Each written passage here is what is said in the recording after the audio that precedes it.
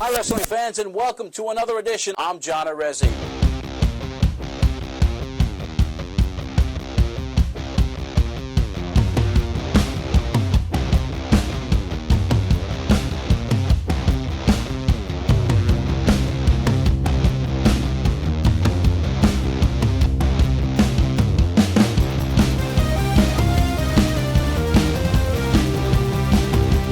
Weighing 225 pounds, John Anthony.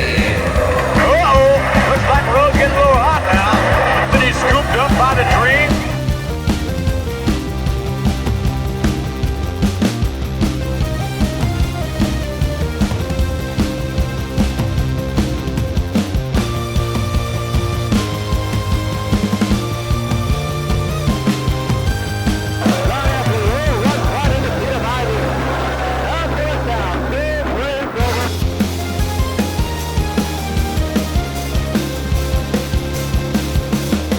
How you doing, wrestling fans, and welcome to Pro Wrestling Spotlight Rewind, the only wrestling podcast that brings you back to the early days of Inside Pro Wrestling Talk, covering the history of our groundbreaking radio show, which aired from 1989 to 1995.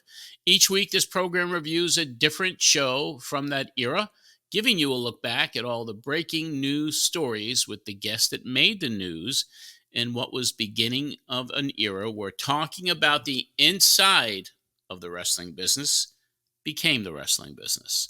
On this episode, we're going to review show number 3 of the Pro Wrestling Spotlight, which originally aired on 1440 AM WNYG in Babylon, New York on April 23rd, 1989, 35 years ago. Show number 2 featured the first phone-in interview we did with the man known back then as Paul E. Dangerously, the NWA manager.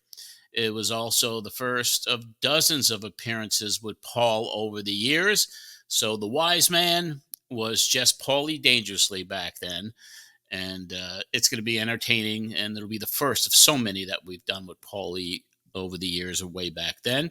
We also have part 2 of that re-recorded interview with Bruno Sammartino, and Marsh and I will be talking about that and the backstory. In-studio guests, Chaos, Mark Tendler, Power Twins, another wrestler, which I didn't know who the heck it was, and I guess we're going to try to determine that today, plus other characters, and another not on mic appearance by Al Schaefer. We mentioned his name, so we'll talk about that as well. But before we get into all of that, I want to tell you, you can support this show by going to our Patreon account. $5 a month will get you the entire archives of this radio show, the Pro Wrestling Spotlight, including early release of the podcast. It's commercial free, and you get the video version as well. Once again, commercial free. We are done revising the Patreon tiers. Those have all been revised now and up. We added one tier called All Access, and that is $15 a month, gets you access to all the archives. You won't get on-show appearances like you do with higher levels, but the levels remain at $5, $10, $15 for the All Access. We removed the $25 option. And then there are your assistant producer at $50, your executive producer at $100, and those give you appearances on this show as well. You go to patreon.com/John Arezzi for more information. Without any further ado, let's bring on our buddy, our pal, our co-host, our creative director. He's a man. He's not a myth, but he is a legend. Let's bring Marsh on. Hey-o. Hey-o. Hey-o, Marsh. I think we should sample your version of Hey-o and mine, and then we should create a music track to it. Yeah, there's got to be a way to do it. You're in Music City, right? I mean, it's got to That's happen. right. Yeah. Maybe we'll use the Soundville recording studios and see if we can get a real professional quality. I'll bring some studio cats in, and we'll do it up, and maybe we'll make some big money in the music streaming business. What do you think? There's no reason why we can't go viral if if a Met can have a #1 song on Billboard, That's there's no true. reason why we can't make a song that does well on TikTok.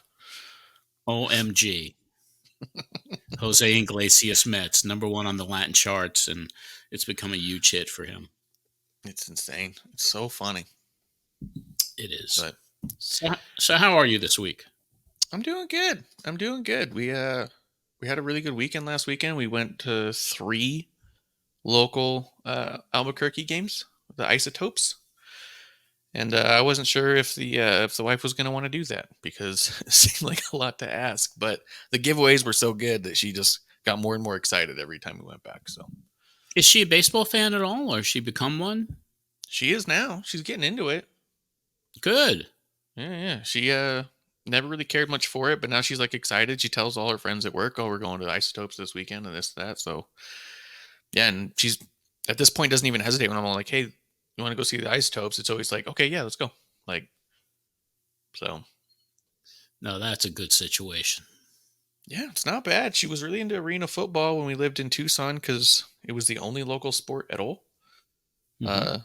And now we live like 45 minutes away from the arena football out here, but we live 10 minutes away from the ballpark. So now it's kind of like, well, it's ridiculous not to go. Right, you're right there. Why not take Right. advantage, especially when those staffs? Minor leagues has some good giveaways, but I It see was you have great. started I see you have started decorating your space there a little bit. Yeah. What do you got up there? That's one of Let the me see. giveaways. This is one of the bobbleheads. It's a lowrider bobblehead from the Nice. There Isotopes. you go. And so we got one of these, which apparently there's a big market on these because when we came out and got ours, there was people walking around with like big bags of other bobbleheads from other teams and other giveaways and just being like, "Do you want to trade? You want to trade?" It's crazy. It's a big, yeah. That's a big. Those, collectors are into that stuff, man. Yeah, big time, big time. So yeah, and I found my one Mets thing, the Oh yeah. a little bulldog I won in Coney Island when I lived in New York, and a little Mets on its chest, and it's my only Mets thing. Was that with the Brooklyn Cyclones, or was that just kind of like it wasn't the minor league team because they have a team in Coney Island called the Brooklyn Cyclones now? Correct. No, it wasn't even. I wasn't even there for baseball. I was just there because I liked Coney Island, and I would go all the time. And I Ah, played some game, and they're like, "Pick and you from got one of that these as a things." prize. Yeah, and it was a prize. I've Nice. had it forever. I've Like had it it. for so long. I unpacked it the other day, and I was like, "Oh my god, I forgot I had a Mets dog. It's got to go up." That's awesome. As you can see, Yeah. my set is a little bit different. There's no what they would call a green screen where the effects are back there. I did have Yeah. one that was a little too small and it just didn't cover everything. So I ordered a new one. So next week's show we'll have the big stand up and we'll be able to put those special effects back there. Because that is kind of a cool little feature. I like that. But my back set here is looking okay. I got my baseball stuff and got that beautiful Mets WWE belt that Sonny Blaze gifted me, along with the Morales belt too, which is back there. I'm not going to move around too much, but anyway, we got an interesting one here today, don't we? Show number Yeah, 3. this was interesting. This was a fun one because you went back and you even mentioned in it that well, you just had a lot coming up. Uh, you had a bunch of guests. You had the studio was full of people, and by the time you actually get to talk to them, I believe the majority of people who were there didn't even talk on the mic. Yeah, well, Al Schaefer didn't. He's still in the lobby. He was in the lobby. Yeah, you said our other studio or something, and I was like, I don't know if he was just in another studio. I think he was just He sitting might in have been in front. the control room, maybe. Oh, that could be. But yeah, there's a few people. I mean, you even had Brian Donahue in there, and you've been putting him over for weeks, and he didn't say a word. You said he was there. It was So, cramped for 1 hour because I didn't have the 2 hour show yet. nope. It does happen next week, though. I know for a fact it does because I listened to it. All right, good. Because yeah, you've been saying for weeks that next week was 2 hours. Now, the reason to get to 2 hours, you had to pay for that, correct? See, So, do you think that every week you were anticipating getting some check that was going to allow you the 2 hours, or do you think that actually they just didn't want to free it up for you yet? No, I think it was just a matter of finances. Yeah. Because Right. it wasn't about how good the show was. It was about how much money it generated for Mrs. H for Cookie. Yeah. Not that your show was good or bad in any regard, but I just didn't know if they had a schedule already where it's all like, look, this if you go 2 hours, then you're gonna bump this show, and that show's already paid XYZ, right? Yeah. But you just every week you're saying next week we're going 2 hours and it's not happening. So I was just wondering, did you just not have the money to do it? So far as you No. remember?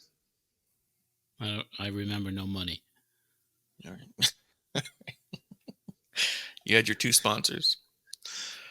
Yeah, there were more Well- coming on, though. We had a few more, I think, this week, too, and then next week. I mean, so, yeah, I was out there hustling, for sure. Yeah. I was getting a lot of them. Unfortunately, we didn't have the wide enough audience for them to renew, which was the history of the show, right? 5 years. Same shit. This was the Yeah. beginning, so everyone's beginning to hear the early stages of the misery index. I still love that dude was all like, "Oh, I'll do a promotion where I get a case of champagne." You're like, no one told you to do that. He was so mad he got it and didn't give away anything.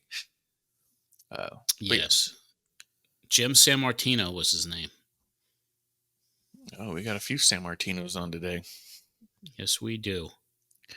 Well, let's do this. I've been liking, there's no libel on this one, but I've been liking opening up with how you opened up your show, because I kind of like the way that you present it, especially to the non-Patreons who don't get to hear the full thing.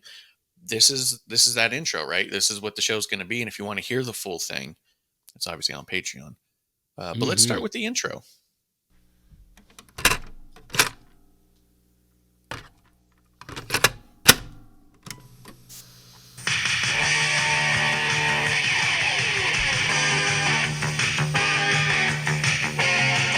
Hello, wrestling fans. This is former pro wrestler John Anthony with another edition of the Pro Wrestling Spotlight.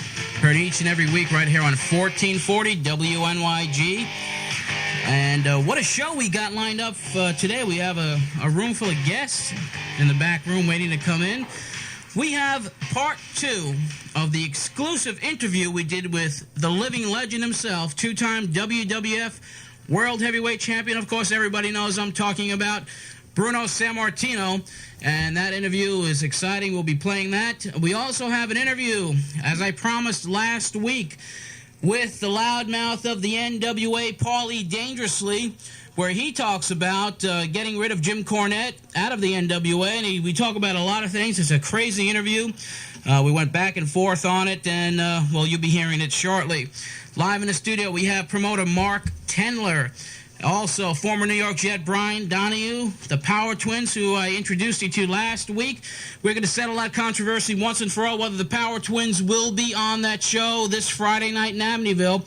So don't you dare tune away from the dial. We're going to take your calls. We're giving away tickets. An exciting hour lined up for you right here on the Pro Wrestling Spotlight, and we'll be back right after this. Good open. Go right to break every time. That was probably a conscious thing now that I think about it on my part. Get it started, organize it, get going, play some spots, come back, begin the debauchery. I think it's smart for a few reasons. I think one, yeah, if anyone's tuning in at the top of the hour there, they hear you, come on, this is what the show's going to be. Boom, boom, boom, boom, boom. Run to break, so that way you can get at least one run of those ads out of the way, because you got to do a number of them. Yeah. And it also gives people, hopefully, especially back then, the chance for people to call their friends and say, hey, former wrestler John Anthony's on the air, and he's going to have Bruno Sammartino on. You might want to tune in. It gives them a chance to come through without missing anything. Yeah. Yeah. So. And that was kind of the case, because I think people were then telling their friends about it who were wrestling fans in the area. So I think it really started with a lot of word of mouth, with people talking to their friends about, hey, there's a wrestling show on now. I think so too. And I think once you knew that was your format, once they knew, what was it, Robert, now they're able to cut to the ad right away. That was funny in the first episode where you just saw like, wait, what? Hmm. Yeah. So, but yeah, you have a bunch going on, man. You got everyone there. You said you're going to try and get Cornette. You don't get him, but you said you're going to try and get him. But you have the Paulie. You've got a bunch of room full of guests waiting to come in, you say.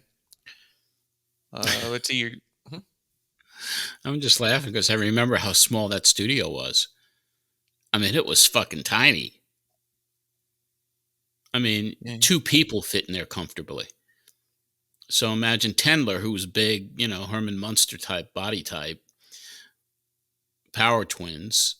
Then that fucking, there's a wrestler in there. I don't even know. I mentioned his name. I don't know who it is. And then Marty Pereira was there too. With this, from the Lions Club. That's crazy. Now, this is the one where, is this the studio where there's pictures of like, that you have on your Facebook and stuff of like you behind kind of like a desk with like Paulie or Cactus right on the other side of it. And that's kind of the whole studio, Yeah. isn't it? It's a tiny studio, man. Did you even have 2 chairs in there? I had 2 chairs. I think we even had 3. 3? Oh, okay. Well, Yeah. you had a ton of guests. You had a ton. Also, did you think you invited them all down there because you anticipated having the full 2 hours? Because that's a lot of people, especially for guys to not talk. No, I probably knew midweek that I wasn't going to get the second hour. Huh. And So I why do you invited bring them in, everybody? and, we were doing an angle. I was going to manage, the twins, all that. It was just like, this was a big thing for everybody to come into this, we're on the radio. My God. Yeah. Not really realizing it's WNYG with a 10-watt signal. Yeah. But we'll get to that. We're going to get into all of them. I have a clip of all of them talking. Yeah. So we'll figure out We who have that some good stuff ahead. We got good shit here, pal. We do. You had a caller call in asking if the Midnight Express was going to go to the CWS. I don't remember. I've never heard of the CWS personally. Do you remember that? No. Yeah, I wonder why they would think that as opposed to a big time promotion. But you do talk about how there's controversy about them. They just left NWA, and you're going to try and get Cornette, but you have Paul, and Paul's going to be addressing it. The other thing the guy says is that you put over Between the Ropes as a good newsletter, and he wanted to basically endorse that and said it was absolutely fantastic. Do you remember who wrote Between the Ropes? Was it Adam from Levittown? Oh, that could be the little guy. Mm-hmm. That would make sense because I remember he had one. But yeah, I thought that was cool. That you guys both were just like Between the Ropes is the one, and it's obviously one that didn't last forever, but I think it's the first one you put over outside of Observer in your series. David Meltzer. Yeah. David Meltzer. I have a question about the technology of it. Every time you're talking to somebody on the phone, you hear a loud click after you talk. Yeah. Now, would that be, I guess these first ones were pre-recorded. So when you hear that click, because when in the production studio, there was a phone there. Yeah. And then you'd be able to record the phone call, but there was a button on the receiver in the middle of it, because that gives you the ability. It's like a mic. You're turning your mic on. So when you finish asking the questions, you let off on the button, and then the person on the phone would be doing their thing. So that's what the click back and forth was. Okay. There's a little button on the phone on the actual receiver there. So if yours is on, does that mean they're off? Which means that my voice is now not being heard, even though the phone call is being recorded. My voice is being heard when I click the button, because that activates the second part of the phone, the bottom part, what you're talking to. And these are phones that, were phones back then. They weren't mobile. I know. They were all hardwired. Cool. Yeah. It was kind of rudimentary. When your mic was on, did it shut off theirs? Like, were they no longer incoming? No, they could hear me. I know, but I think we could hear them too. I think they could talk over you if they wanted. But I think we just heard you click to talk. Marsh, all good questions. All I know is I pushed the little button, talk, release the button, and I wasn't being recorded anymore. But they were. Perfect. That makes sense. Because, yeah, it was, you would click in, you would say whatever you were going to say real fast, and then you'd hear a click out. And I was like, what is going on? Yeah, those were the pre-recorded ones. Well, even the callers and the Bruno one, like, because Bruno called in too as the pre-record. Well, Bruno was a call-in. I recorded that in the production studio. That was way, that was several days before the show aired when I had to call him back. It was, oh, doggone it, what do we have to record it again? Because we couldn't have what you said on that first one on the air because we would all get sued. So people probably hear it because I have a Bruno clip, and I think you'll hear you talking with the clicking. But we do have it. You did say in there that you had the interview earlier today with Bruno, that you redid it that morning. Might have, which is possible, obviously. But you probably called him a couple days before to set it up, I would imagine, and that's when he probably was like, "Why?" So yeah. When you hear this second part, it's very much like the first part that we heard last week. It's all watered down, man. I didn't go near anything that would be considered controversial. Yeah.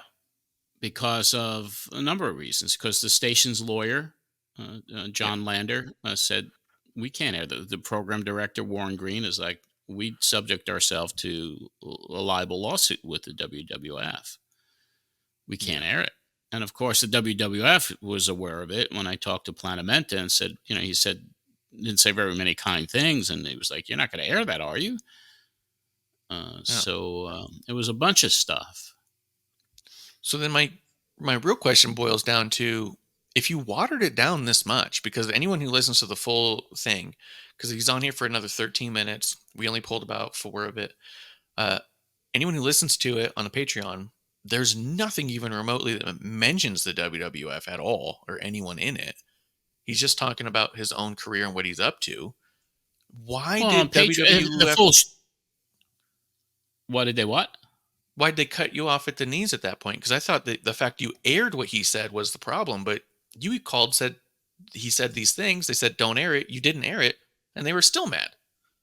Yeah. Why? Maybe because they didn't hear the show. Oh. It was just, they were in a way out of listening area, right? So they just heard that you played Bruno and said, that's it. Well, when I called them first, and when I told them, because I was trying to get Fred Blassie and, continue the working relationship on, and they didn't want me to play the Bruno interview. They didn't really care. They just said, you're not going to air that interview, are you? Yeah. Not me going back and forth with them on several calls saying, well, I got, I told them first, I got to air it. And then it was like, then after meeting with the station and the lawyers and the program director, and they said, you can't air this. And then it was just kind of like that was the end. It was just kind of maybe lost in translation. Maybe I should have never told them about it. That's true. Probably would have never got back to them for a while. Yeah, I was trying to be like transparent. Yeah. So you also got to realize that this was John Anthony. This was not the John Arezzi of the steroid era and all the other shit that happened beginning March 1990 when Graham came on the show and everything else that followed. So this was like me walking the line of being smart to the business, but not wanting to be smart on the air at this point. Really, this was all kayfabe, developing relationships, continuing storylines. But the whole, the callers I was getting were smart fans because they would read the newsletters in the Observer. There was still no internet, right? So the callers were not like, they were all smartened up. Yeah. So that was the fine line. And it wasn't until Steamboat came on, it really, tore the curtain down, that it kind of started really transitioning from there. So enjoy these days if you want to enjoy, a kayfabe show in the beginning. Yeah. Yeah. Well, This is my Bruno clip. I pulled one Bruno clip out of it, and it's kind of the beginning of it. So we'll just take a listen to your first time talking to Bruno again. Your replay. Right now, what we're going to do is we're going to go to a special interview that we had with Bruno Sammartino. As you know, last week we had part one of this interview. Bruno was gracious enough to come back, and we cut another interview earlier today. We're going to talk about Bruno, what he's doing today in wrestling, but the living legend of wrestling is upcoming. Let's hear from Bruno Sammartino. Zero. Back with the Pro Wrestling Spotlight, John Anthony, and once again, for the second week, we ran our first part last week, Bruno Sammartino, the only living legend of professional wrestling, once again gracing the airways. And Bruno, thanks again for coming on to the Pro Wrestling Spotlight. Oh, it's my pleasure, John. Happy to be here. Okay, what we did last week, we talked about your career. We talked about the illustrious career, the reign of 12 years as a world champion 2 different times. Now we're going to get into some of the present, and you retired basically in 1981, came back to wrestle occasionally a few years ago. What are you doing today? Well, I really got it. I really got a nice thing going. I got involved with some very nice people in New York City, where I do a sports phone program. I make commentaries, and people call in and listen to it, and then twice a week, people have a chance to talk to me on the phone in person if they want to discuss any of the commentaries that I've made or whatever's on their mind, and I really enjoy that. I'm having a ball with it. Okay, now, you say you do talk to people live on the air? Yeah, twice a week. We call it the Gab line, where people call me on a 900 number, and they usually listen to my commentaries, and then this way, it was my idea to give them an opportunity to speak to me, so that they could agree or disagree or tell me whatever's on their mind. And like I say, it's really a fun thing. I really enjoy it.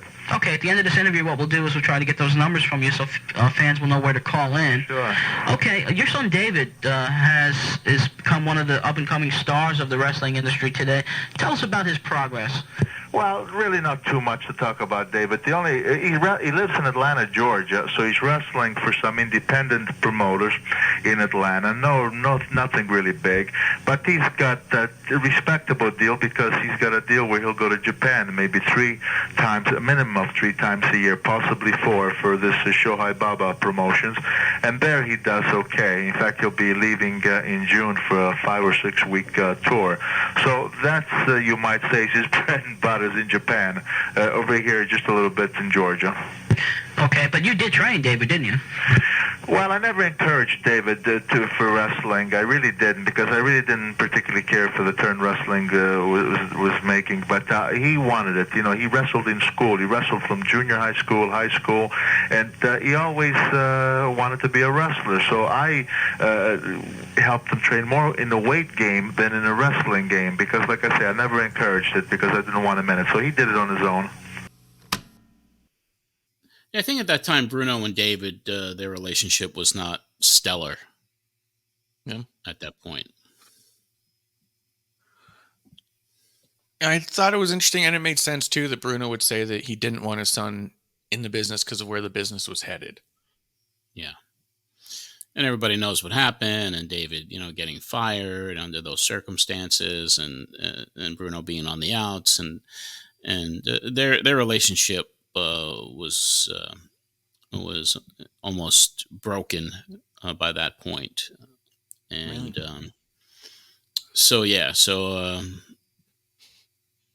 they rarely spoke, from what I understand. That's a bummer. That's sad. Yeah, and that interview. By the way, patrons can just go to patreon.com / John Arezzi, and in the search engine, which is where you could find anything, just type in Bruno Sammartino Uncensored, and that original uncut interview is there for people. Oh. David didn't wrestle for too many years, right? It was only a couple. David wrestled for quite a while, actually. Really? A lot of indie shows, and he had that run with Herb Abrams. He was around. He was doing shots, but he just couldn't get in full-time work. So these indie shows became less and less. Don Liable would probably know, specifically when his career ended. Yeah. Because Don kept in touch with him very frequently. Oh, wow. That's cool that they became friends. Mm-hmm. Also interesting too, because he's talking about how he doesn't like where the business is headed, but at the same time, you ask him like who he thinks the best wrestlers are today, and he talks about the best match he's seen that no one can get close to is Steamboat and Flair, which people still talk about. Yeah. He says Rick Steiner, Mike Rotunda, Steve Williams. He mentions Sting and Kurt Hennig are phenomenal. Like, Yeah, but the one thing is, where are all those wrestlers working? they were They're all in working NWA, right? Yeah, I believe with the exception of Hennig, who I don't know if he was in WWF in '89, because he might have been AWA at that time. Oh, good call. So he's talking about how he doesn't like where the business is headed, but also mentions that there's a lot of very impressive talent in there. So it's like David could maneuver himself through that. You know what I mean? He doesn't have to go to the...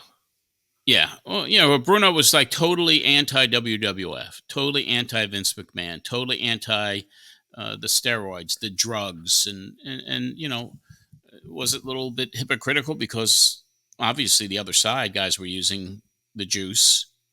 I'm sure on the other side there was drug use, but it wasn't to the extent of what was going on under the regime of the ringmaster there, Mr. McMahon. Did Bruno ever work for Vincent Kennedy McMahon or just Vince Sr.? Well, Vince Jr. took the company over in the 80s, right? He bought it from his father in 82. And Bruno was part of WrestleMania 1, and Bruno was an announcer, and Bruno did some in-ring appearances up until, I think, 87, 88, around there. 87, maybe? Maybe. He said he hated his matches in 84. He said he what? He hated his matches in 84. He said he had a few, and he just absolutely hated them. That was he Junior, right? With Piper. They did a whole Piper's Pit at the Garden, and so he just... when future episodes, he talks about like the only person that he would drive with would be Strongbow or one of the other old timers, because he didn't want to get into the car with the guys that were all jacked up and all on drugs and painkillers and whatever else they were taking. Jeez. He was very disillusioned, and he didn't want to be part of it. Yeah. You did bring up that he went to a show that was the main event was Sergeant Slaughter versus Larry Zbyszko, and that Bruno announced brought them to the ring more or less, and that he shook Sergeant Slaughter's hand, and Zbyszko turned his back to Bruno, and he goes, "Why is Larry still have this issue with you?" And Bruno wanted to set it straight that he didn't go to see them, and he had no intention of being a part of that. That he went there because Dominic DeNucci had started training some guys. Yes. He wanted to see the guys that Dominic was training. That's the only reason he went. Right. And it just so happened those other two guys were working the show. Yes. Slaughter and He didn't name names, though, but I do wonder who Dominic was putting over at that time with his brand new school. I don't know if... We know Cactus was out there doing stuff, but I don't know if he was on the radar yet of being one of his big guys. You know what I mean? Yeah, it was pretty much Cactus, and then Shane Douglas as well was one of his premier students. It's cool, though. It's cool that Bruno came out just to see that, especially with a dude who was very much enjoying retirement, not being a part of the business. He wanted to go see those kids. Yeah, and he and DeNucci were both from the Pennsylvania, Pittsburgh area, so they were really close friends, very, very tight friends. Yeah. Dominica DeNucci.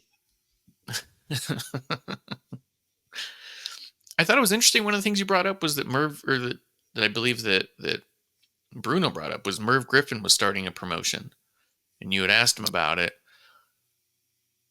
Do you remember anything about that? He said that he didn't. I do remember the rumor being floated, and everyone was excited because Merv Griffin was loaded. He had tons of dough, but it was kind of like,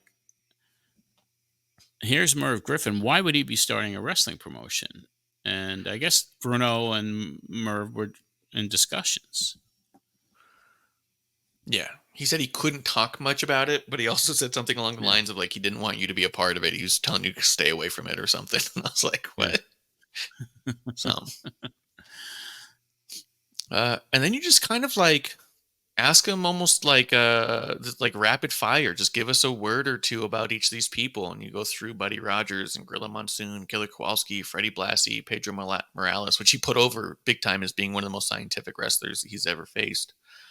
And that was the hour-long match that we talked about before. It was almost 2 hours, something crazy. You know, if I recall correctly, because McMahon's name wasn't brought up in that rapid fire on this, right?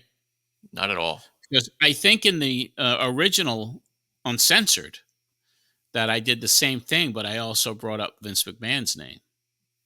Oh, and then that's what kicked it off. Yes. He goes, I'll tell you a couple things about him.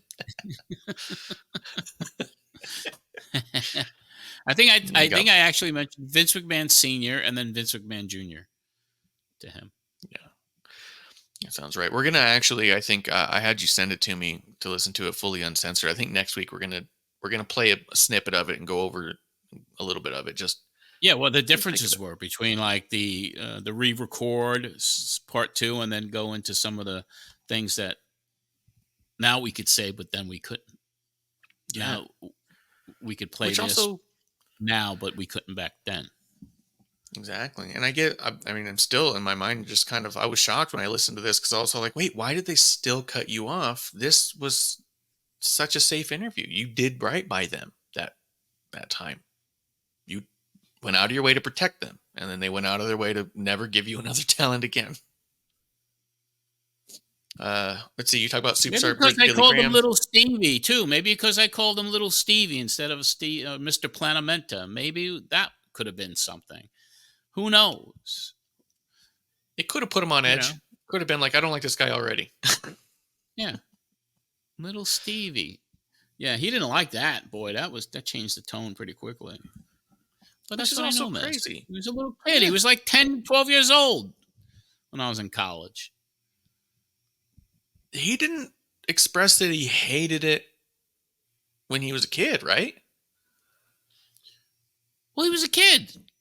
Yeah. And that's what my buddy Bill Martin called him, was a Little Stevie Planamenta. I want you to come over and meet Little Stevie. He's a big wrestling fan, and he read your articles, so he's his neighbor. So, it was during Christmas break. My buddy, I went to school in Boston. Bill lived in Ossining, New York. I was on Long Island, and I just went there to visit my friend Bill and meet his little neighbor, Little Stevie Planamenta, and give him some, autographed magazines and some pictures, just to do a nice thing for him. And then, what a coincidence that he was then running PR for WWF when I got back in, and that's how I remembered him. Little Stevie. It's Steve Planamenta, John. Right? And that was it. But why is everyone going to take themselves so seriously? Like, I would imagine that he could have also laughed and said, that was a long time ago. I don't go by that anymore. But yeah, that's me. You know what I mean? Like, and he could have been jovial about it. Why do you right. Do I get pissed off at people now when like Dave from the Power Twin says, "Hey, big pork barbecue"? Like, now that's something you could get pissed about, but I don't. It was just because a fond nickname I had back in '93. Well, because also at the end of the day, people remember. And that was a long time ago. And that's also kind of nice that people remember or associate. And at that moment you called him, you're just trying to associate who he was. Is this the same Steve Planamenta that I knew? Yeah. Yeah. Because he knew me. Being like, I guess why he picked up the call really fast back then, because he knew it was me. Wow. Yeah. He was a fucking worm, that guy, after when all the shit went down. Oh, it yeah? really was just a lying piece of crap. Wow. Huh. Well. And we'll hear more as we get into it, especially during that press conference that I had to sneak in. Yeah. And I said, why wasn't the wrestling me invited? Oh, I didn't know. Vince McMahon says, I didn't know they weren't invited. And Steve Planamenta is like, they were all called. And that was a full-face lie. So anyway, that's in the future. All right. Well, we got a caller who called in right after Bruno to talk a little bit about Bruno, and I liked it, so here it is. And before we take a commercial break, I'll take this quick call. 1440, I understand we do have a question about Bruno. Hello, John. Yes. Oh, yeah, this is Adam. Hey, Adam, how you doing? Hey, I'd like to talk about Bruno. For a long time, I've had a lot of respect for him. And the reason is, unlike most of the ex-wrestlers, he's always looking after the sport. He's trying to better the sport and keep it the way it was when he was around, unlike the direction it's going right now. Well, he's got his set ways, his opinions about it, and he's pretty outspoken about it. Bruno was, of course, a living legend. Will remain so for eternity. He was really synonymous with the word professional wrestling from the late 50s until the present day. Yeah, and even though he's not involved wrestling right now, he's still looking after the sport and trying to keep it the way it was when he was around. Yes, he is. Okay, I realize you gotta go, so... Okay, I appreciate the call, Adam, and we'll talk to you soon. Okay. Bye-bye. Bruno Sammartino has a great deal of respect from fans of professional wrestling throughout the world. We're going to be right back with the NWA report after this. It's to the point. Mm-hmm. Adam from Levittown. Yeah, I just liked it. I liked how you just wanted to call in and just talk about how much respect he has for Bruno, especially after hearing the interview, too. He just wanted to... That's it. Just want to let you know. Hey, it was still cool to get that guy on. It's pretty cool. I also just like that George Ann's the one who helped you out with that. I like stuff like that. Yes. Georgie. Her and Bruno were pretty tight, right? Oh my God. She ran his fan club. She was his buddy. They were just dear, dear friends. You know, she was so instrumental, and she did so much. She even had a Bruno Sammartino history book come out, like every one of his matches. Oh, yeah, he helped write, right? What's that? That he helped write? Help out with that? Yeah. I'm sure he probably provided results and stuff to her. But she was in the fan club game for a long time. I mean, from Buddy Rogers, she had Buddy Rogers fan club before Bruno's. And so she was the one that got them together for that great picture in 1991. Yeah. So yeah, she was just a dear person and a great friend, and we'll be hearing her on the show, obviously, several times over the course of the run. How often, because you got into the fan club business of running your own fan club when you were very young, how often were they run by adults? Because Georgianne was not very young when she was doing Bruno's, right? No, she was an adult. She was full adult, married woman. Her maiden name, I believe, was Orsi, Orsi, and that's how I met her. And then she married a guy named George Macropolis. So it was George and Georgie. That's cool. But how often were they run by adults? Like, was it a lot of them atypical were. that It wasn't all yours? kids. Yeah, it wasn't all kids. It was like, the fan club scene was really hot. I mean, it was like a lot of fan clubs existed back in the 70s, and it started going away in the 80s. But the fan clubs were, I mean, it was a huge, it was fandom, man. It was like it was, most major wrestlers had fan clubs. And the ages were all over the place regardless? Yeah. I was just wondering if it was like peculiar that someone so young started one or not. That was typically not. Well, what I was happening. always peculiar. I was only 14, so I don't know. I was a freaking kid. I was like barely into puberty, and But I just had this inner whatever it was inside of me that I wanted to be a part of it, and I wanted to. I thought Blassie was phenomenal by reading about him in the '60s, and he was phenomenal. Then reading about him as a babyface in the Los Angeles area in the '70s, and he was just someone I was like admired so much because of what he went through. Lost a kidney, had hepatitis, broken bones, coming back from all that stuff.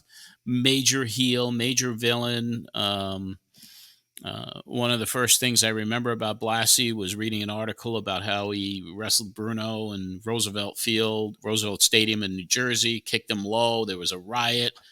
And just everything I read about him, I said, this guy's fucking phenomenal. I really liked him. And then when he came to the Northeast as a heel, after he's feuding with Tolis as a babyface in L.A., and came in as this heel, just biting people on the head, and the TV was censored. And then when I saw him live for the first time in November of '71, I was like, I'm going to start a fan club for this guy. Didn't know how to do it. how to go about it. All I know is, like, from the magazines, from George Ann's column to the others, there were several fan club columns. You got to get a permission slip that's signed by the wrestler. So on my little typewriter, I, typed, I, Fred Blassie, hereby give John Arezzi permission to start a fan club in my honor. Signed, Fred Blassie. And so in December of 71, I went to the matches with my buddy Frank Favalli, and I took that little piece of paper with me, and I'm going to get backstage and get Freddie Blassie to sign this. And my friend is like, "You're nuts. You're not getting backstage." And I go to the entrance, the dressing room entrance at the Garden, and the cops were there, security. And I was like, "I need to get Fred Blassie to sign this." And they were like, "What's this?" And I was like, "I have to get him to, I'm starting a fan club for him." And then one younger cop just said, "Give me it. I'll take it in the back." 5 minutes later, it comes out and it's signed. And it's signed. And I showed it to my friend. That's not his autograph. That cop just signed it. And then I knew about Jeff Walton, who ran Freddie Blassie's club, who was the head of PR for the Olympic Auditorium, and Mike LaBelle. And he was always in the magazines because he sold programs from the Olympic and things. And I wrote him a letter, put the permission slip in it, mailed it to California. And in the beginning of 72, I get an envelope from Jeff that he authenticated it. That was Fred's autograph. And he had a bunch of stuff in there, programs and Freddie Blassie cardboard masks. And I was like, all right, I could start this thing now. Wow. Yeah. Not knowing what it was going to be, how it was going to be. And then I was like, all right, I'll do a newsletter. And I read something about Fred Blassie. There was like, Jeff Walton published this Fred Blassie photo album, which was in that envelope. And in that little bulletin, that little 10-page photo album, was the term King of Men. So I said, I think I'm going to call the newsletter King of Men. And I did. And the first issue didn't come out till like November of 72, around there. And then I sent it out to all of the fan club columns with, monthly membership. I think a yearly membership of $3.50 or $5. And then before you know it, I started getting, I think Mike Lepore, who we had on the show, Mike Memphis, I think he might have been the first member. Very cool. So that was the story. That was the origins of the Fred Blassie fan club. King of Men. Unless that's it right there. I was going to ask, do you still happen to have the signed permission slip that he gave you? Out of all your stuff, all your years, there's so many things that happened with your things. I don't think so. Okay. I do have the first picture he ever signed for me. That's cool. It's kind of faded, but there it is. I have, postcards from him. Yeah. I have letters from Fred, copies of the fan club bulletin from back in the day. It used to be on Xerox, so there were stories and ratings, reviews, and columns from different people. So, yeah, this was one of the early issues. My God. These are all in horrific shape, but this is I think this was issue number 2 on yellow mimeograph paper. If you remember mimeograph paper from back in the day. Yeah. So this one was I did an article on Black Gordman and the Great Goliath in this issue. I did actually a drawing. This is kind of cool. This was a drawing that I did when I was 14, I think. Nice. A little scar on Freddie's head.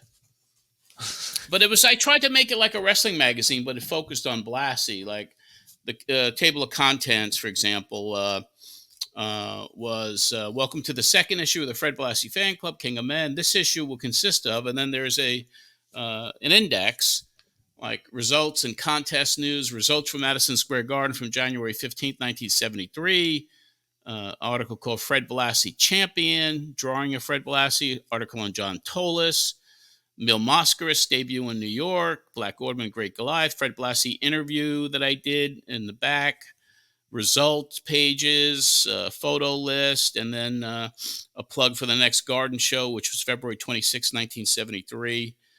So it was kind of cool. Yeah, it's cool.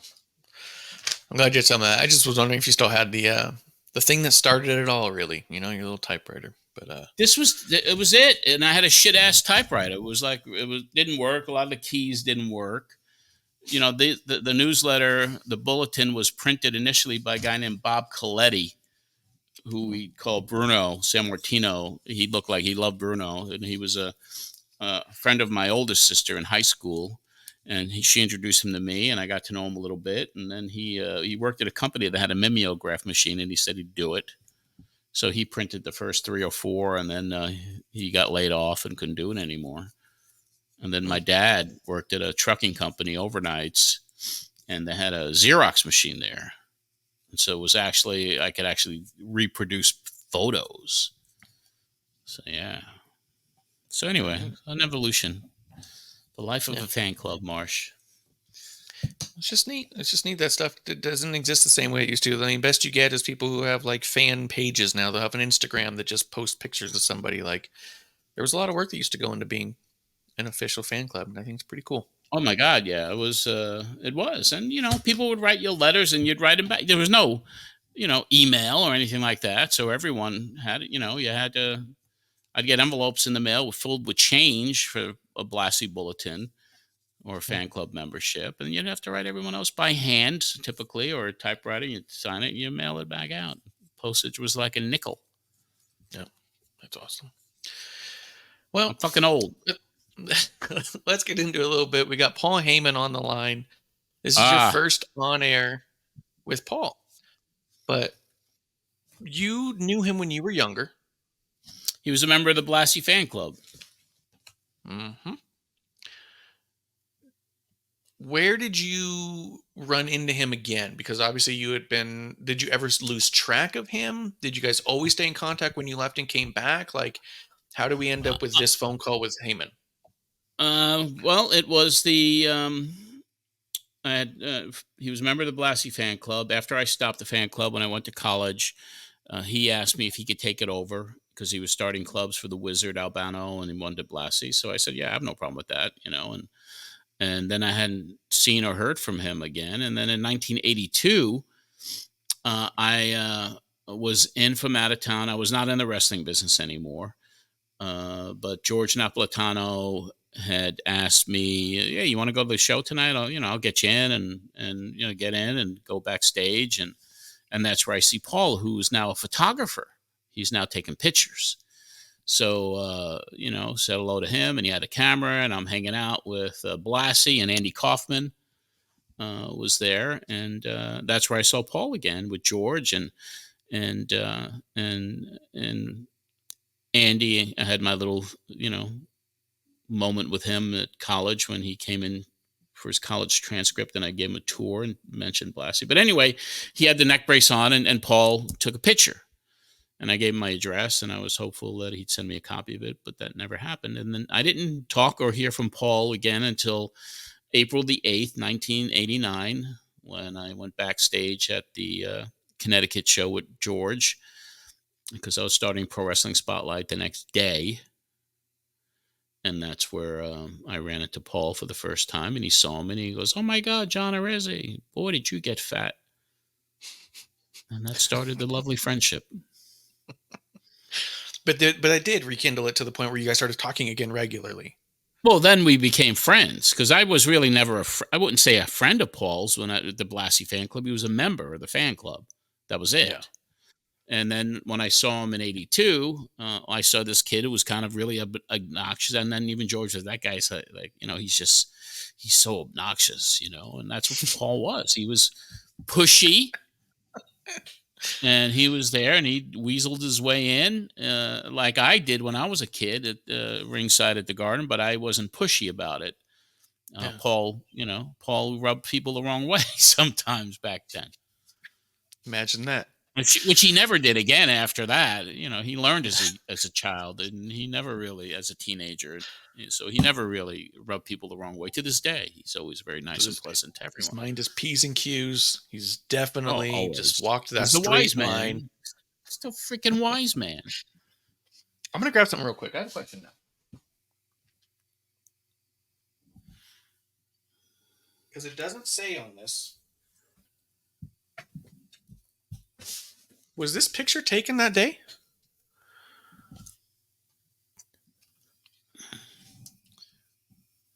No. Because Blassie's got his hands around the neck brace.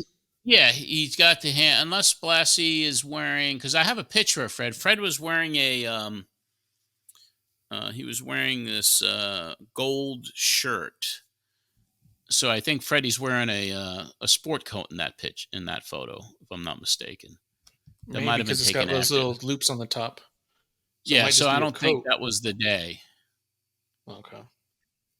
And was it Kaufman's? And Andy's hair was a little bit. Andy's hair was a little bit different. It was a little bit more fluffier in that photo. And Andy's got a big lapel on his little disco. Yeah, that was not. Shirt. That was definitely not it. That might have been a month or two later, or whatever, because Andy started hanging out over there. But yeah, you know, Andy. I wish I had that photo, man. That was only one. That was one picture I always wanted to have. I just got this. I wonder if Paul took that picture though, because Paul would have still been back there even if you weren't. That was probably a Paul picture. Yeah, that's cool. It's fun. It's neat too, the amount of stuff, especially all the Andy Kaufman stuff that I collect. Yeah. Half the time I'm going through and I was like, wait, I think Jim Cornette as a child took this picture. And another one's like, hey, I think maybe Paul Heyman as a child took this picture. Like, it's so cool. Yeah.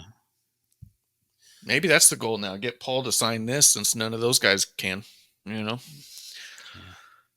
But I don't know. It's just cool. Here he is, man. I was just wanted to get a little rundown because I knew that you guys had a long history and it tied into your conversation about Freddie. And this is your first on air with Paul. Yeah, I may actually be running into him soon. New York has this big event at the Javits Center, and it's called Fanatics Fest. Yeah. And that Terry Collins is going to be there with the SNY crew, and Paulie's going to be there signing autographs. Rhea Ripley, Hulk Hogan, Cody Rhodes, and tons of Yankee players. And I'm going to go for media credentials because I want to be down there for the Terry show. And then there's a lot of wrestlers there, so I think I'd bring obviously a camera and see if I can get any sound bites with anyone. Absolutely, and try and see how Paul's doing. Yeah, I'd love to. I think it'd be great, you know. But here he is. Here's Paul. The Samoan SWAT team, managed by one of the biggest loudmouths I've ever talked to, Paul E. Dangerously. I spoke with Paul about what happened recently in the NWA when he claims that he has retired, has forced to quit Jim Cornette at the Midnight Express, forced him out of the NWA. An exciting interview. Let's go now to Paul E. Dangerously. Back with the Pro Wrestling Spotlight right now. It is indeed a pleasure to have one of the most exciting, most successful wrestling managers in the NWA appearing right now with us, Paul E. Dangerously. Paul, how you doing? I'm doing fine. What's it to you? Oh, you're going to start one of these interviews, huh? Well, I'm not getting paid big money to sit here and talk to you. You're the one that's sitting there bragging about your advertising rates. You're the one that's sitting there milking more money out of the station. Don't take it out on me. All right, let's go over a couple things. First of all, the feud you had with Jim Cornette. That is correct, yes. Okay, and the Midnight Express, which you say is not the original Midnight Express, appears to be over. The result, Jim Cornette is now leaving the NWA. He quit. He's not just leaving, he quit. I heard he's coming back. Oh, well, you heard wrong. Let me tell you. He quit. He not only violated his contract has been null and void, but Jim Cornette, and I personally know this for a fact because I bribe people, Jim Cornette has turned in all his licenses to every single state that he's licensed as a manager. Jim Cornette has quit professional wrestling. I have copies of his license in South Carolina, North Carolina, Georgia, Connecticut, New York, Pennsylvania, Maryland, all these states. He has turned in his license to be an active professional wrestling manager. If he were ever to come back, I'd see him coming from a mile away. Well, must make you feel pretty good then, doesn't it? Oh, it does. It does, because it proves what I've been saying all along, that he's a gutless, filthy, stinking coward that his mother raised, because you see, a man would have retired. A man would have had a farewell. A man would have come out and said, hey, I met a better manager. A man would have come out and said, hey, I met somebody that's better than I am, so I have to get away. No, he quit. He didn't give his beloved fans a goodbye. He didn't give his beloved fans a farewell match. He quit. After Bobby got carried out on the stretcher in the Omni in Atlanta, he quit. He didn't even have his wrestlers come out on TV with him to say goodbye because he's the big shot of the team. He had to come out there and do it all by himself. That's his problem. He doesn't know where his money is. All right, let's stop gloating on that one, all right? Gloating? You're gloating. Too. Hey, if Howard Stern called you up and said, hey, you're a better disc jockey than I am, I'm quitting New York, I'm going back to D.C. 101, you'd be on the air every day going, hi, this is John Arezzi, the guy that ran Howard Stern out of New York. But no, you won't give me the satisfaction of doing it when I take down a guy that's been on top for 6 years and everybody's trying to knock him off his throne and I do it in 5 months. But no, I can't gloat about it, huh? Okay, big shot, what's your next question? All right, let me just cool it down here a little bit and give you some credit. I've seen a tag team you've recently brought into the NWA called the Samoan SWAT team. They're really destroying all competition in the NWA. Where'd you find these guys? Where'd I find these guys? These guys are, and no pun intended, world-class professional wrestlers. They are. Samu, of course, is the son of Afa, the wild Samoan, and Fatu's background is nobody's business. Fatu, as a matter of fact, was a professional dwarf tosser on Samoa. That's where you throw dwarves, midgets, yeah, I've heard of it, for distance and accuracy. And Samu and Afa and Sika apparently brought Fatu into the United States about 1.5 years ago. They went to World Class, which is a Texas organization, to sharpen up their skills, and they have since day one been in touch with the Dangerous Alliance. And Buddy Roberts, as a matter of fact, contrary to rumor or contrary to popular belief, was receiving a check every single week from Wall Street to take care of the boys. And when it was time to bring them in because of Dennis's retirement and because of Randy Rose's complete, utter inability to wrestle in one match, when it was time to bring them into the NWA, I just made one phone call to Wall Street. They contacted Buddy, and the Samoan SWAT team wanted their next plane to the NWA. And the deal was done. Oh, of course. Wow. That's kind of his first involvement with the Samoans. Yep. With that Afa and Sika connection. That seemed to have worked out all right.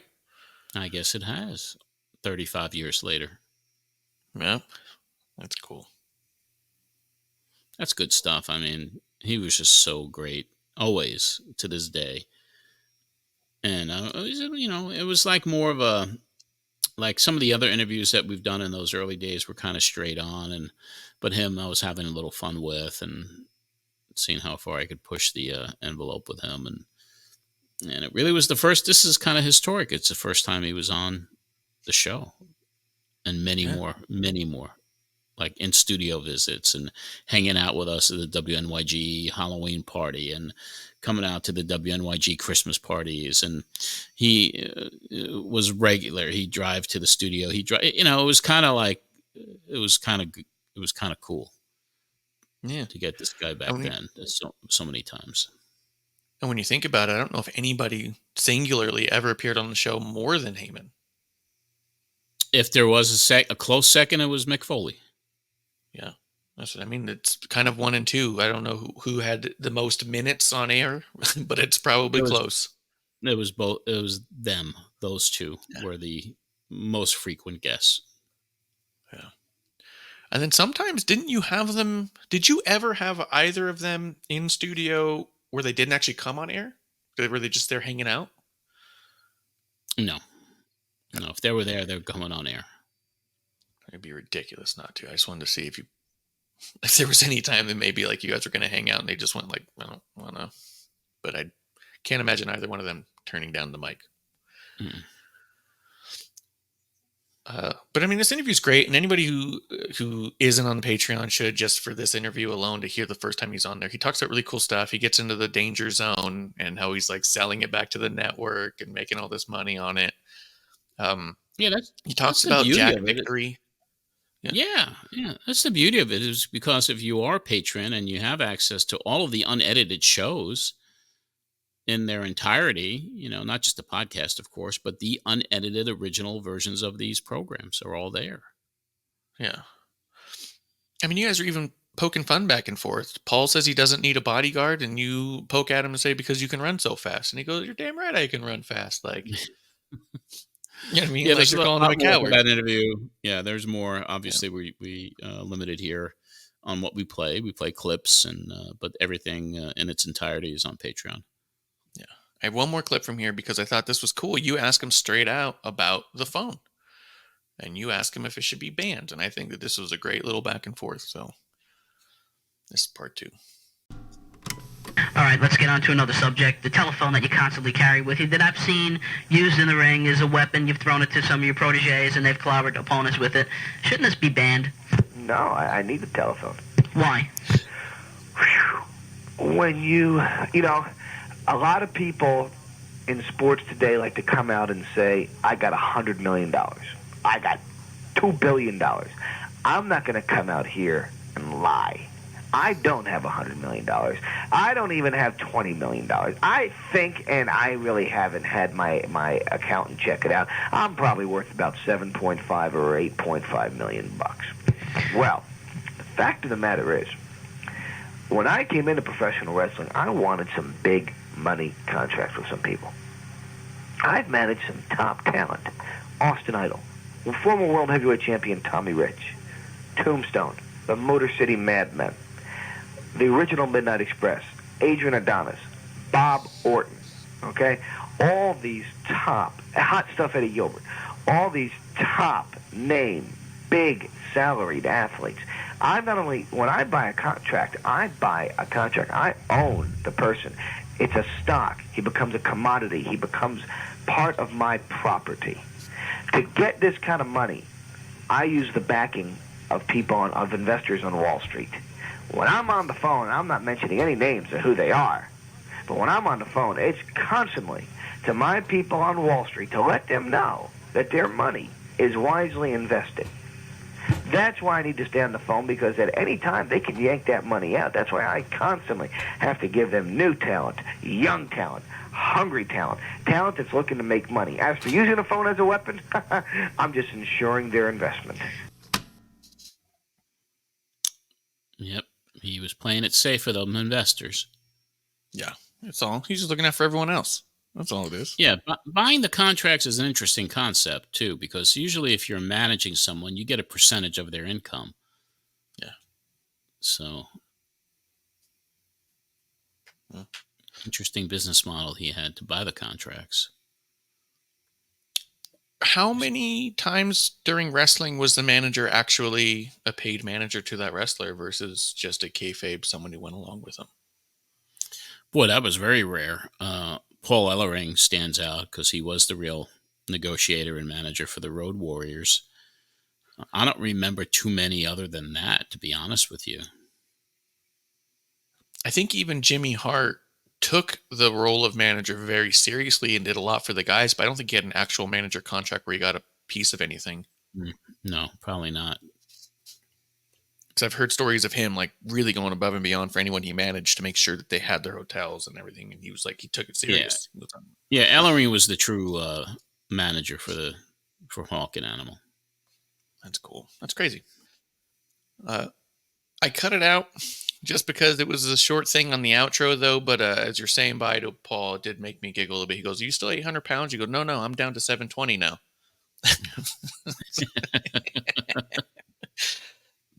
I heard that and I was all like, they're friends. They're friends in this moment.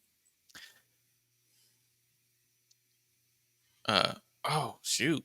I just realized there was an ad I was going to cut and I didn't do it, but it's really funny. You are in there playing a character. It was Joey and Tony, and it had to do with the clothes. Oh, with my sister. With my sister, Donna, was in that. She was in it? Yeah, she was the girl at the end. Hi, guy. You know, she was, yeah, so that was actually Bruce Jacobs' voice. Bruce did the spot with me and my sister. And that was a new client that we signed for a sponsorship. And we cut the spot ourselves. And that was the direction it went. It was fucking hilarious. And we're back. I got it. I pulled the clip. After hearing that story, I have to hear it. Everyone has to hear it. Here it is. Mm-hmm. Hey, Joey, what are you getting all dressed up for? Tony, you won't believe this. I met this great girl last night on campus, and we're going out tonight. And you're going dressed like that? A little outdated, isn't it? What's wrong with my clothes? Well, to tell you the truth, everything. Polyester suits went out in the 70s. You should go where I do, the Atlantic Sports Center in Bayville. You know, the sporting goods store across from Steve's Pier. They have a complete line of sporting goods, sweats, sneakers, and uniforms. That's the place we got our frat sweatshirts done, isn't it? Yep. Casey really took care of us. Hi, Joey. Hey, who's your friend? That's my roommate, Angela. This is Tony. Well, hello, Tony. Hey, I got a great idea. Why don't all three of us go out, you know, together? But on second thought, Joey, the club we're going to has a strict dress code, no polyester suits. But let's go, Tony. Sorry, Joey. Hey, wait a minute. Atlantic Sports Center of Bayville strikes again.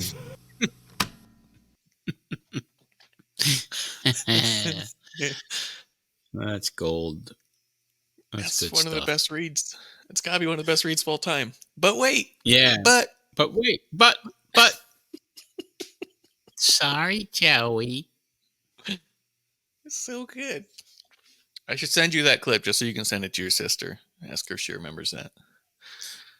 Oh, yeah. Yeah, I should probably get it. I'll send it to Bruce, too. Yeah, absolutely. So good. Because, I mean, so many of your reads are just really standard and you're you, and you're like, hey, you listeners, you played Joey, Bruce was Tony, and Donna is Angela. Angela, so funny. Yeah. Yeah. We'll be bringing Bruce on in the next week or two. Yeah. Because he, as soon as we hear his voice for the first time, and we'll bring him on because he's got such great memories of that stuff. That was where he got his start, too. Yeah. So if he was doing that ad read, was he working with your show at that point already?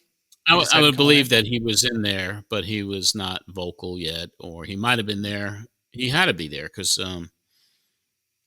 he was being integrated. Yeah. Yeah, so I'm sure this was around the time, even though he's not on this episode.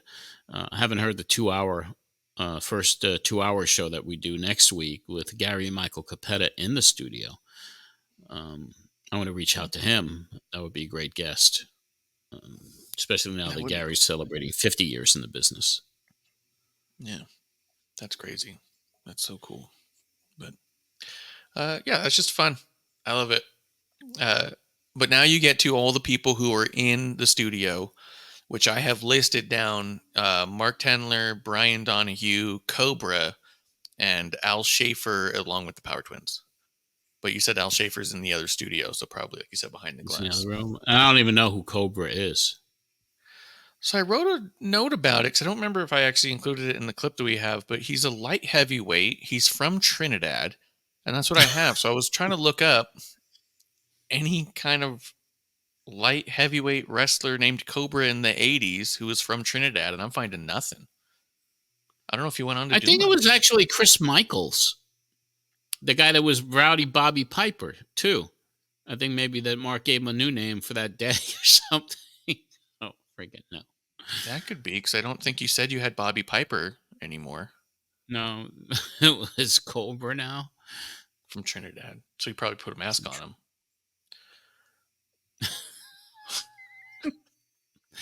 It was pure insanity, man.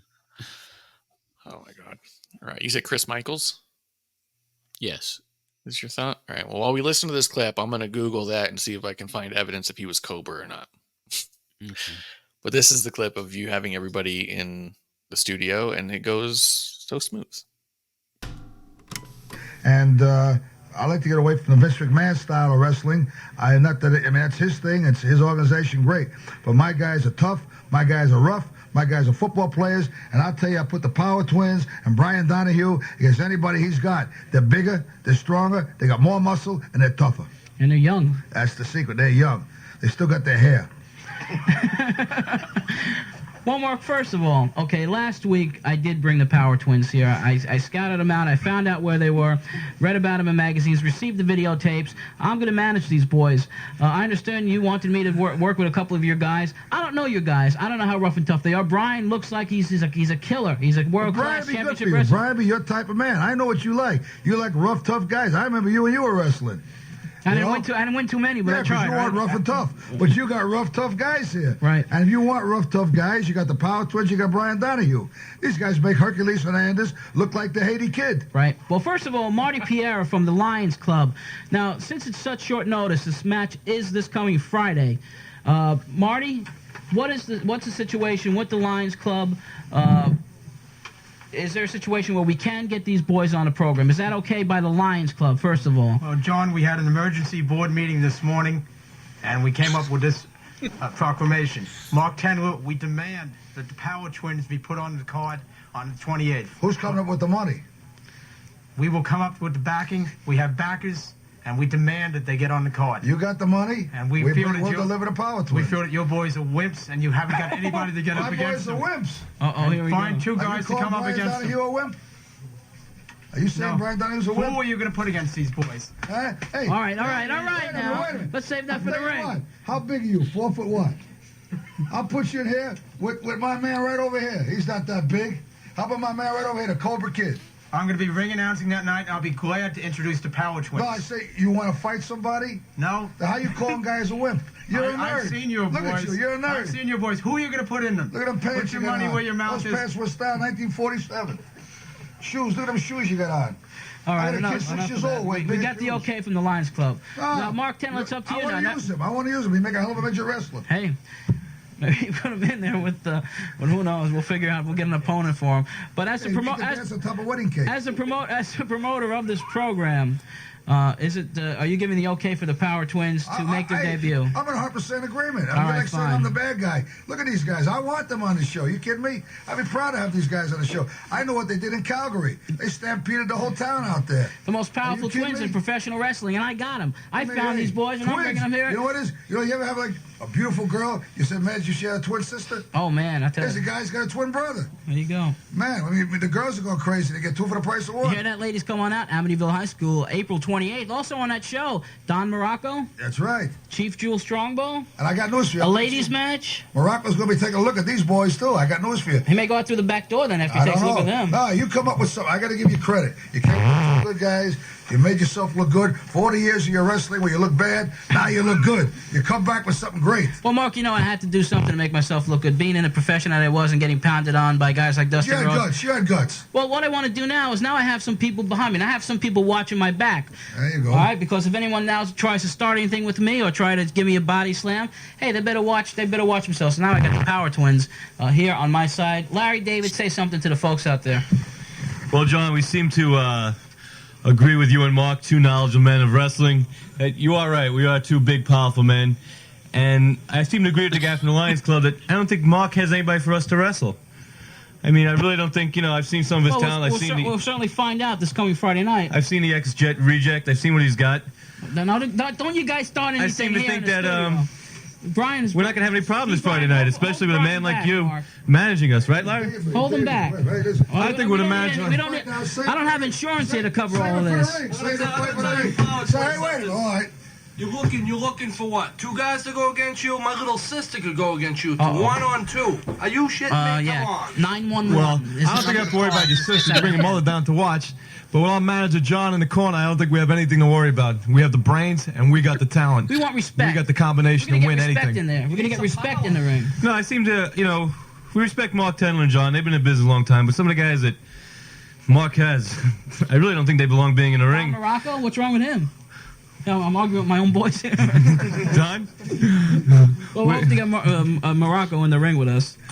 John, you can say whatever you want to say, but we seem to think this Friday night he's going to have no competition for us. We're inviting everyone to come out to this big show, April 28th, Amityville High School. Oh, boy, what a show it's going to be. Where do I begin on that one? First, Brian Donahue was saying, "Are you shitting me?" That was the days where you can't say that stuff on the radio. So that was that.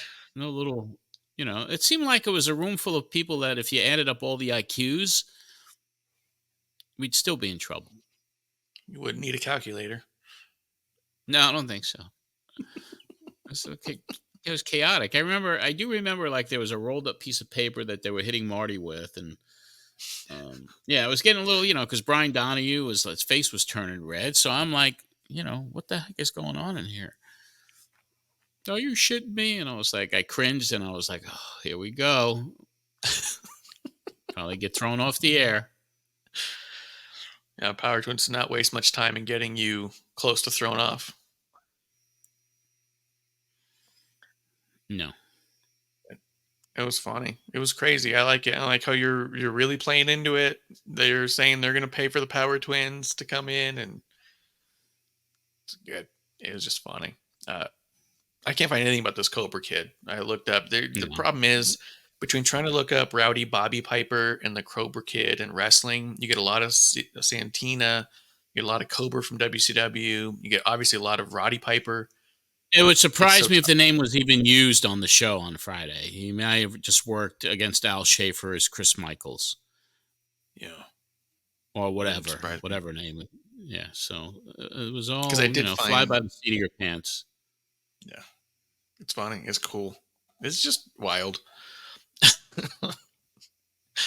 I happen to agree with you guys. We're both big, powerful guys. So good. Let's play the outro. That's how the show kind of wrapped up. One thing I want to mention is that most of these guys you're going to be seeing this week, trained also by Mark Tenley, has a wrestling school. Some of the young talent, maybe 2 or 3 years down the road, you'll be seeing at Madison Square Garden. But if you want to see some up close and personal wrestling, enjoyment to say the least, come on out this Friday night. You're going to see some top names, some exciting newcomers. Great promotion. Come on out this coming Friday night. We're running out of time here at the Pro Wrestling Spotlight. I want to tell you a little bit about next week's program. We have made contact finally. A couple of weeks ago, we did an interview with Kevin Sullivan, which I taped, and he said a lot of outrageous things. I found out where Kevin was. I located him. He's going to be on the program next week. Also, do you remember Classy Freddie Blassie, the Vampire? Fred Blassie will be on the program next week as well. And for one of our winners, they talked about Bob Backlund, whatever happened to Bob Backlund. We've tried to make contact with Bob. I know he's in Connecticut. He's going to be going back to Japan next month. But we're going to try to have Bob Backlund on the program next week. And also, there's a lot of other things I can't even get to because we're really out of time. Next week, 2 hours right here. Our first 2-hour program finally. The number 661-1440. We'll have a lot of other things to talk about. Till next week. And hopefully I'll be back here celebrating the victory, opening up the champagne with the Power Twins. This is Mr. Wrestling, former pro wrestler John Anthony, saying see you next week on the Pro Wrestling Spotlight. 1440 WNYG Babylon, Long Island's oldie station. Solid gold. Where do we begin? I think that's the first time I was referred to, even though it was by myself, as Mr. Wrestling. That was insane. I heard that and I was like, what? Yeah, I started using that a lot. I actually, I was called Mr. Wrestling in college on the college radio show. And I used it and don't know why, but it kind of stuck. I think I used it a lot. So the Freddie Blassie thing never happened. Bob Backlund never appeared on Pro Wrestling Spotlight. Really? Never. Not one time. No. Wow. And the Sullivan thing might have happened, but I think I went to a show. I don't know where I ran into Gary Michael Capetta, but he said he wanted to come to the studio and hang out and do the show, and so we had him on next week. And the Friday of that Amityville show, we did a promotion with a children's variety charity where we, and I think I plugged it on the show in a clip that we didn't play, that the Power Twins, Larry from LNS Comics, who was about to come on as an advertiser, Sonny Blaze, and we were just raising money for children's variety charity. I got photographs of it.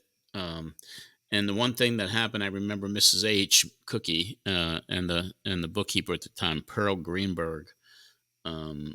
They took all the money in the back in their office, and I don't know what the charity actually got from that. Do you think they got anything? I don't know. Okay, hope. I got a really good picture of the twins sitting on the stoop or the little steps, the outside steps of NYG, with Pearl Greenberg sitting in the middle of them. Which I have a copy of, and so I'll send that over to you so we can include that in the YouTube version of the show for next week. Absolutely. I want any pictures you have of the Power Twins during that era. Oh yeah, that was kind of cool. And Bruce Jacobs is there. We're all hanging outside the studio, WNYG, outside the building, and there's a table set up for children's variety charity, and we're there hanging out. And Saul Hornstein, Muriel Hornstein, and we had a turnout because we promoted it on the air. But it was crazy, and that night was also the night that I managed the twins. How many times did you actually manage them? Twice. Twice? Okay. Yeah, I managed them once at that show, and then there was a Mitch Seinfeld show in Brooklyn where I managed them in a match, and then I managed Sonny Blaze in a match against a kid named Kid Crush, who was a guy that later became Taz. Yeah, I was about to say, wait a second. I don't feel like and I took a bump. Well. I took a bump in Brooklyn, and I shattered my wrist. I went to hit him, and he took me and he rammed me into the pole ring post, and I put my arm up to protect it, but I went in too hard and hit the little piece that stands out, and boom, and collapsed, and was severely injured, permanently. That's why you had to retire. My left arm. Yeah, it was kind of it. Yeah, I've lived very comfortably off of workman's comp ever since. They took care of me.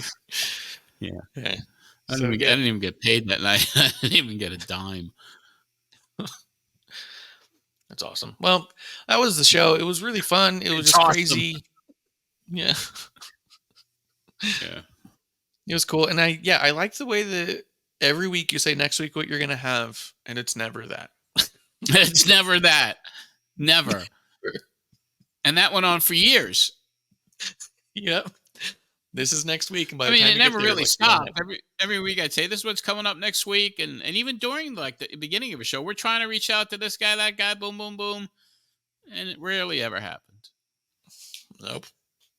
I get a kick out of it. It just makes me laugh because it's like you're trying so hard, put a lot of effort into it.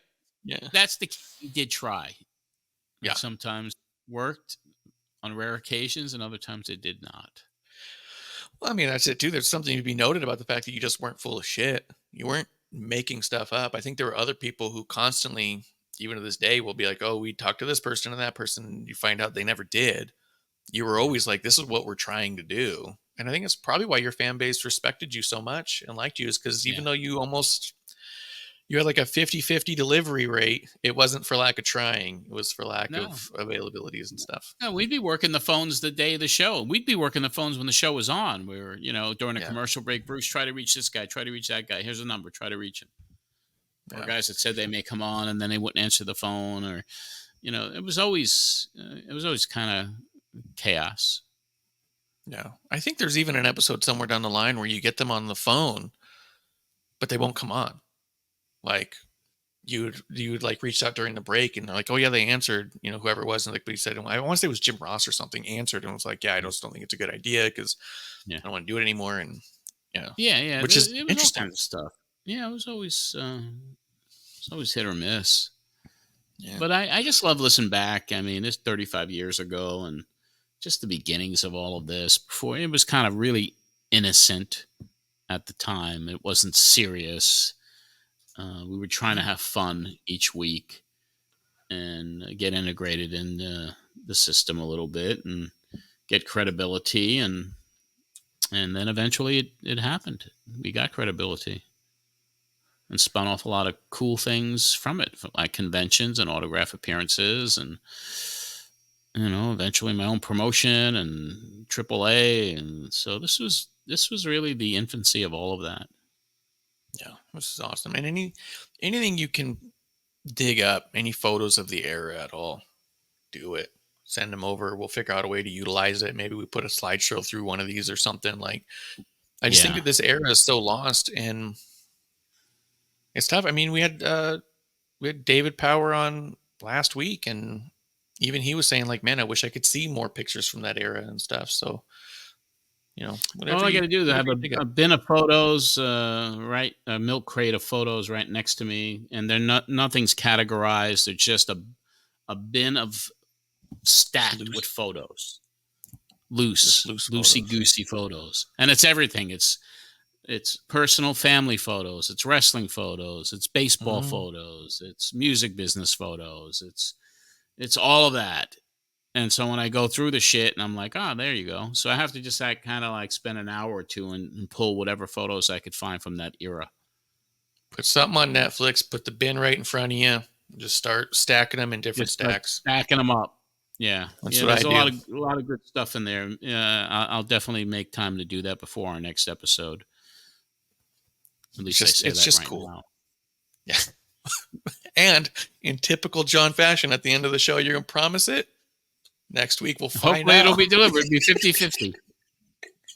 No, because this is kind of cool because it is like the week I manage them, right? So that's coming up on, I do manage them. There was that little benefit for Children's Variety.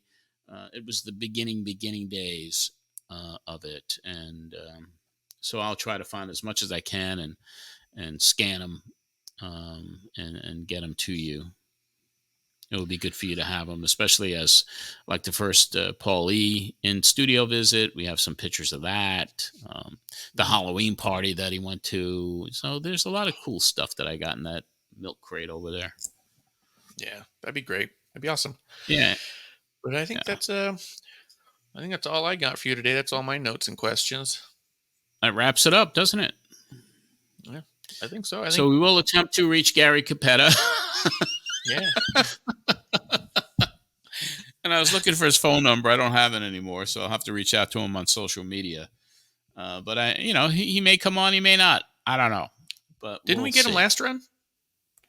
I think we did get him on once.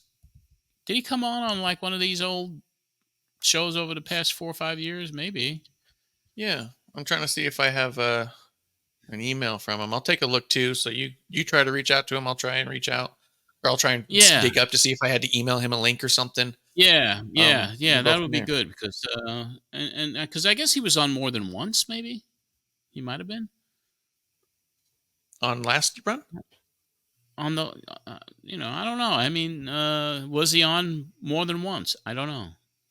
But I saw he came on later on in the late end of the run. All right, so he might have been on twice then. So next week's will be his first appearance. I think so. And then we use his voice as the open of the show, probably for 6 months. Greetings, wrestling fans. That's awesome. Yeah, I'm gonna look. But yeah, I'll Marsh, dig it up. But that's what I got. I shouldn't be researching them live. Yeah, we're on the air right now, buddy. What would Terry Collins do if you were doing this during his show? Oh yeah. My ass would be in the jackpot. Terry. Your ass would be in the jackpot, is right. Yeah. But yeah, so let us know where people can find you and all of the other great stuff about Ref Marsh and your life is very hectic, as we know. But let's get you some folks to follow you on the socials. Yeah, I'm just producing a lot. I'm still on X under Ref Marsh. I just don't post much very often, and I'm still on Instagram under Marsh Ref. And I'm just around. I answer messages, so if you need anything, hit me up. Yeah, and Marsh is the creative director and producer for the Terry Collins Show, which we do every week with the former ex-manager. You could find that on, we have our YouTube channel. It's on social media. That's the Terry Collins Show. The other show that Marsh is working with me on is the Brushback with J.P. Ricciardi, former GM of the Toronto Blue Jays. So we do a weekly show. We got great guests on all of these shows. You know, with Terry, I mean, my goodness, each week we had Steve Phillips, the former Mets GM, this week. We got Carlos Mendoza coming on, the Mets manager, in 2 weeks. We have Curtis Grandison coming on next week. JP just booked Peter Gammons, a legendary sports writer for the Boston Globe, so he'll be coming on. And then we have that new show that we're going to be launching really, really soon, another baseball show. And all I could give you a hint is, until it airs, I'm not going to say too much about it, except for that our good friend Bruce Jacobs is involved with that one. Yeah, that was exciting. That was cool for me to actually get the chance to talk to him and meet him virtually. It was really cool just because of the history of this. I was like, oh my God, there he is. Yeah, all their equipment has been mailed to them, and him and the baseball superstar that he's going to be doing the show with through Soundville. I was able to, get that deal done, and it's fun working with Soundville because I'm developing shows. So we got some really cool stuff in the hopper there, and we'll see where it goes. And anyway, we're all busy, is what I'm trying to say. Yeah, it's all cool. It's all fun.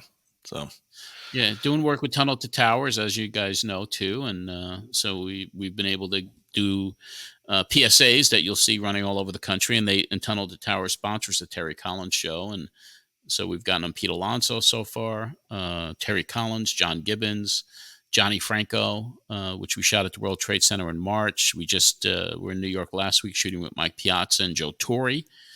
And heading back up to New York August 3rd because we're doing superstar Hall of Famer Mariano Rivera and Yankees legend Paul O'Neill. So we're keeping quite active there. So a lot of good things happening, Marsh. And I really appreciate your work because you're working with me on virtually every podcast that I'm doing. And who would have thought? It makes it easy. It's really cool. It's really fun. So yeah, I look forward to it. All I look forward to next week.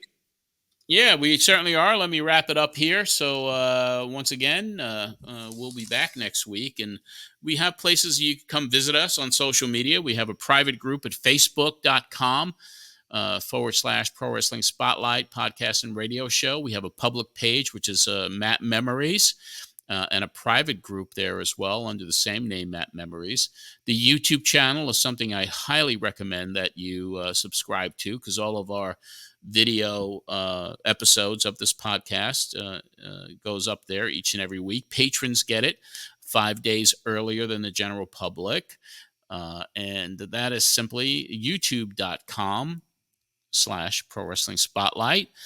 You could follow me on Twitter at John Arezzi. Instagram is at John Arezzi as well, as is Threads.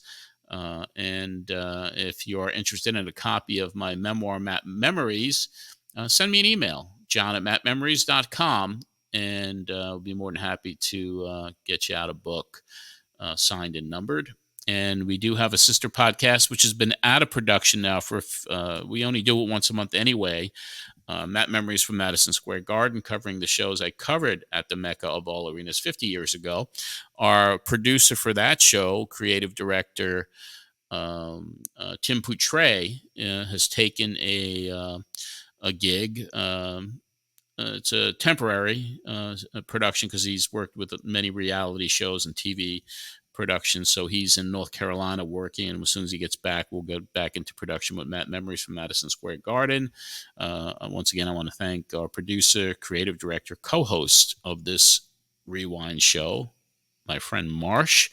And I want to thank our Patreon executive producer, Joe Holloway, and for each and every one of our patrons for your support, helping with production cost for this show. Until next time, when we relive more history with you, this is John Arezzi for Pro Wrestling Spotlight Rewind.